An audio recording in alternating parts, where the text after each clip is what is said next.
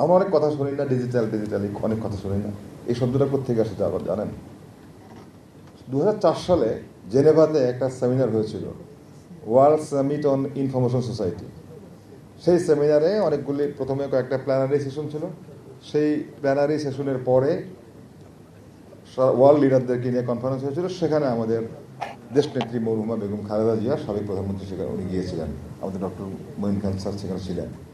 সেখানে বলা হয়েছিল, সেই মিটিংয়ে বলা হয়েছিল, এবং বাংলাদেশ একমাত্র দেশ ছিল একটা প্রস্তাব করেছিল, এবং সেটা সম্ভবত সে সময় আফ্রিকার কোনো একটা দেশ প্রথমে সাপোর্টও করেছিল। সেটা হচ্ছে যে আমরা যদি তৃতীয় বিশ্বের দেশগুলোকে যদি আমরা তথ্য প্রযুক্তিতে এগিয়ে নিয়ে যাই, তাহলে আমাদের জন্য একটা ফান্ড দরকার, এবং উনি ওই ফান্ডের নাম দিয়েছিলেন ডিজিটাল ফান্ড। তো সুতরাং ওই শব্দটাও কিন্তু আমরা অনেক আগেই শুনেছি। যেহেতু বিএনপি যখন তথ্য প্রযুক্তির প্রসার ছিল না সারা দেশে, আরেকটু বলি, এই যে আমাদের প্রধানমন্ত্রী তারেক রহমান, ওনার সম্পর্কে আমরা অনেকে বলি, অনেকে বলে যে না, উনি তো এসছেন অনেক দিন দিয়ে, বাইরে ছিলেন, বাইরে এসে উনি এখন মনে হয় উনি অনেক কিছু সেখানে দেখেছেন, জেনেছেন, আমরা মনে একটা পরিবর্তন দেখতে পাচ্ছি। ঘটনা কি তাই? অবশ্যই। আমার যখন বয়স হয়, অভিজ্ঞতা বাড়ে, এটা খুবই স্বাভাবিক। আমার পরিবেশ প্রতিবেশ আমাদেরকে প্রভাবিত করে, এটাও সত্য। কিন্তু তার আগে কি ছিলেন?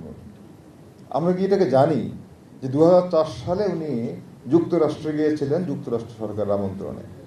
সেখানে যে কদিন তিনি ছিলেন, সেখানে গিয়ে তিনি কার সঙ্গে দেখা করেছেন জানেন? সেখানে গিয়ে তিনি দেখা করেছেন বিল গেটসের সঙ্গে। এই আজকে তারেক রহমান, এটা আমরা অনেকে জানি না। এবং উনি গিয়ে বিল গেটসকে আমন্ত্রণ জানিয়েছিলেন।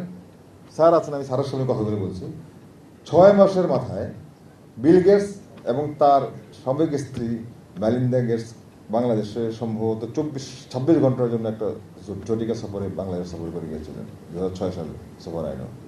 এই কাজগুলো আমরা করেছি। এই কথা এই জন্য বললাম যে যেই সরকারটি তখনই চিন্তা করতে পেরেছিল যে মানুষের কল্যাণে কিভাবে আইসিটিকে রাখা যায়, কাজ করা যায়, সেই গভর্নমেন্ট যেহেতু তখন চিন্তা করেছে, আর এখন তো তথ্য প্রযুক্তি আমাদের সামনে বিকাশমান, শুধু বিকাশমান না, তথ্য প্রযুক্তির সময়টা এড়িয়েও এখন আমরা কৃত্রিম বুদ্ধিমত্তার যুগে প্রবেশ করেছি। এটা সত্য, আমরা কৃত্রিম বুদ্ধিমত্তার যুগে প্রবেশ করেছি। আমরা অনেক কিছু জানি, অনেক কিছু শিখেছি, অনেক কিছু দেখেছি, সব এখন আমাদের কাছে সহজ মনে হয়। তবে কোনটা সত্য আর কোনটা মিথ্যা, এটাও এখন প্রকট হয়ে ধরা দিয়েছে। তার চাইতে বড় কথা, আজকে আমরা কয়েকজন বসে কথা বলছিলাম, আপনারা কি লক্ষ্য করেছেন গত কিছুদিন, সময় আমি উল্লেখ করছি না নানা কারণে, কিন্তু একটা নির্দিষ্ট সময়ের মধ্যে কি আপনারা দেখেছেন আমাদের প্রতিবাদের ভাষা, আমাদের অনলাইনে যে সমস্ত ভাষা আমরা ব্যবহার করি, এ সমস্ত ভাষা কি আমরা কখনো শুনেছি?